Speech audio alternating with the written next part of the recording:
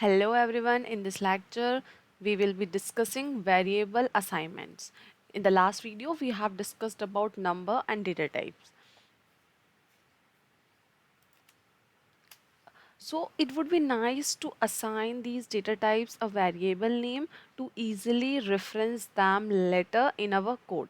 For example, like my underscore pan is equals to 4.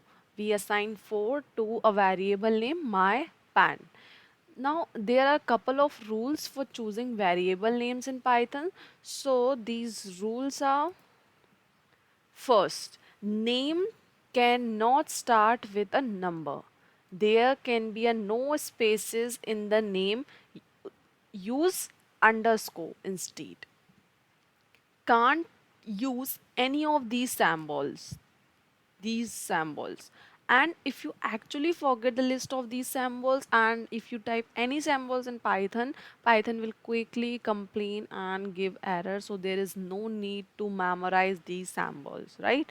And it's considered best practice that names are in lowercase. Also, avoid using words that have special meaning in Python, and these are built in keywords like list, str, string, dir, dictionary, right? Okay, so luckily, any development environment that assign designed to work with Python will have a syntax highlighting that will alert you that you are using built-in keyword by highlighting a different color.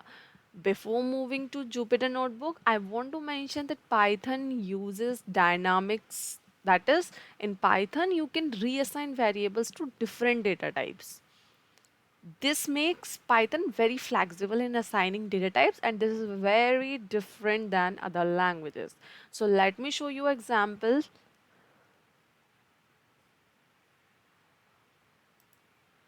Okay, here you can see in Python we assign my dog is equals to 2. Then we can again reassign my dog is to Tommy or Sammy. That is okay in Python, right? In the first, I assign my dog variable to 2, and then later I have reassigned the same variable it to Tommy and Sammy in Python. It's work, but in other language it will gives an error. Now let's jump to the Jupyter notebook. Okay, suppose I have take a variable a is equals to 5. Shift enter. Right, if I now I check a, it's 5. If I assign a is equals to 10 and check a, now a is equals to 10. Now I can add objects together. If I add a plus a, it will give us 20, because now in a, what is it? It's 10. So 10 plus 10, it's 20. In Python, we can also reassign variable. Let me show you. If I do a is equals to a plus a. Now if I check a is 20. Now you can keep doing this again and again and you will keep seeing I essentially double each time, right? Now let's imagine that we don't know what type is A. We don't know the type of A, right? So what we will do, we'll check simply type and do it's integer, right? It's integer because it's an integer. Let's reassign it to a floating point number. So a is equals to 10.2 and shift, if we check now type of a, then it's give a float because it's a floating point number.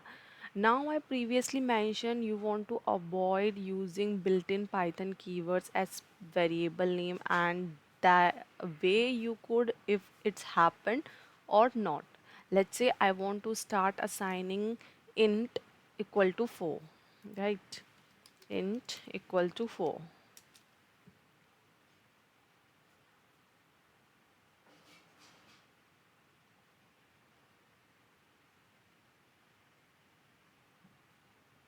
So notice what happened here. I have syntax highlighting here, right? And I didn't get that before with a here. So that means here is a special built-in keyword and you should not use it something like this. So the last thing I want to show that take a variable my underscore income income is equals to 100. Then I will say my tax rate is, let's say, 10% tax rate. So its tax rate is equals to 10% is 0.1. Now I want to figure out what my total tax paid are.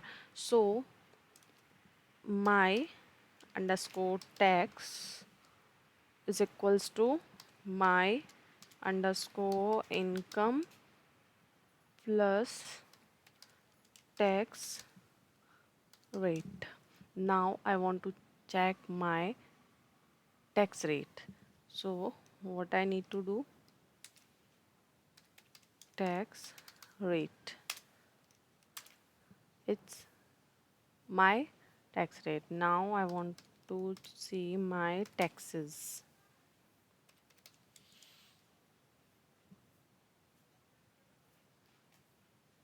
I have to here do my taxes and then here